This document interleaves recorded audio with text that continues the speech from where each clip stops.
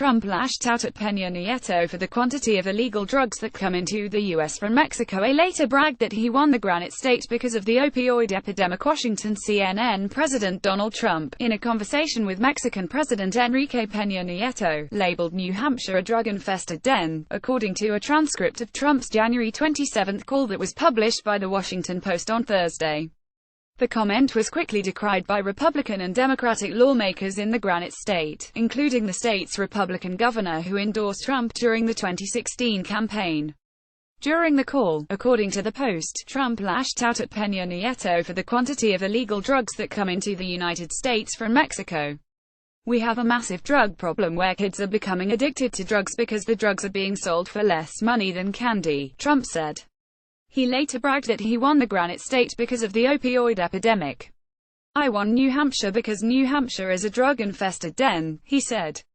Asked by CNN to comment on the transcript, Michael Anton, a spokesman for the National Security Council, said only that he can't confirm or deny the authenticity of allegedly leaked classified documents.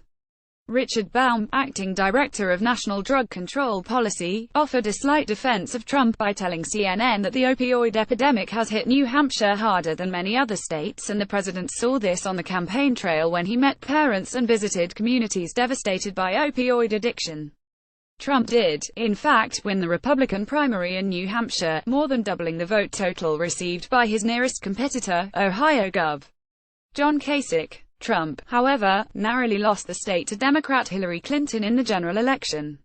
Trump seized on the opioid epidemic while campaigning in New Hampshire throughout 2015 and 2016, promising the people of the state that he would boost local clinics, help those who are already hooked on opioids, and stop the flow of drugs coming into the state. The issue was so critical to Trump that he headlined an event in New Hampshire focused strictly on opioids days before the 2016 election. "I just want to let the people of New Hampshire know that I'm with you 1000%. You really taught me a lot," he said before promising to help people who are so seriously addicted. Republican New Hampshire Gov. Chris Sununu flatly said Trump's statement was wrong in a statement on Thursday. "It's disappointing. His mischaracterization of this epidemic ignores the great things the state has to offer," he said. "We are already seeing positive signs of our efforts as overdoses and deaths are declining in key parts of the state. In spite of this crisis, New Hampshire remains the best place to live, work and raise a family." New Hampshire's two Democratic senators also blasted the comments. Sen. Jeanne Shaheen tweeted that Trump needed to apologize to the state of New Hampshire and then should follow through on his promise to Granite Staters to help end this crisis. "It's absolutely unacceptable for the president to be talking about NH in this way, a gross misrepresentation of NH, the epidemic," she wrote. Sen. Maggie Hassan called Trump's comments disgusting. "As he knows, NH and states across America have a substance misuse crisis," Hassan wrote. "Instead of insulting people in the throes of addiction, Trump needs to work across party lines to actually stem the tide of this crisis." And the Democratic National Committee said the comments prove that Trump looks at the opioid epidemic as a political advantage, rather than a national crisis that demands the attention and care of our president.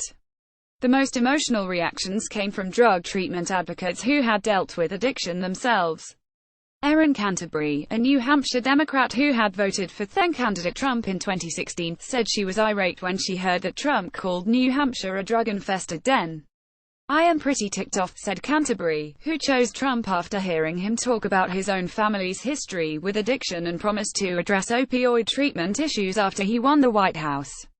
"We a drug den, really?" The 39-year-old mother of two, almost 7 years sober after getting addicted to prescription painkillers, said her support for Trump was already starting to dwindle, but this latest news pushed her over the edge. Canterbury said she now regrets her vote for Trump and likely won't vote for him in 2020. "Mr. President, we are not a drug den, we are a state in a very serious health crisis, and for him to call us that is ridiculous," she said. "It's a slap in the face. New Hampshire is one of the states most directly impacted by the opioid crisis." According to the NH Drug Monitoring Initiative, drug overdose deaths have climbed in the state since 2012, and it's expected to again hit an all-time high once data from 2016 is tabulated.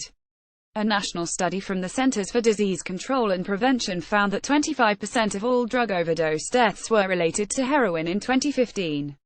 That number was just 6% in 1999. In response to the epidemic, Trump created a White House panel tasked with looking into how the federal government should respond. The panel, which is being led by New Jersey Gov. Chris Christie, released its interim report earlier this week and suggested that Trump declare a state of emergency to combat opioids. Our citizens are dying. We must act boldly to stop it, read its report. The first and most urgent recommendation of this commission is direct and completely within your control. Declare a national emergency. The report added America is enduring a death toll equal to September 11 every 3 weeks, noting the fact that 142 Americans die from drug overdoses every day. Trump has made similar comments in the past about how inexpensive drugs can be. We're becoming a drug-infested nation, Trump said in February. Drugs are becoming cheaper than candy bars. CNN's Kevin Liptak and Cassie Spodak contributed to this report.